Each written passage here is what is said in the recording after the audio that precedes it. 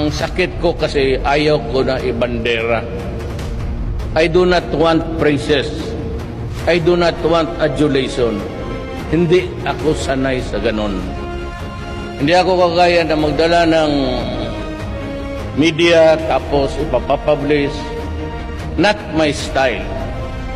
Kaya yung sa Boracay, bubuksan na lang nila kinabukasan at naglagay sila ng thank you, President Duterte, salamat.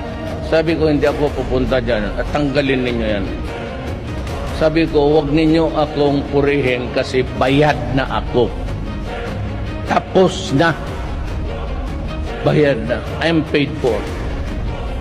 That is why wala kang makita. I do not accept awards. Nakukurnihan ako. Ika lang. Bisaya, mahilasan ko. Kasi bayad ako eh. Ngayon, ang tinatanggap kong award, yung sa eskwelahan. Kasi yun, pinaghirapan ko. At talagang pinag-aralan ko, pinaghirapan ko, at pawis ko. Pero sa gobyerno, huwag kayo magpasalamat sa akin.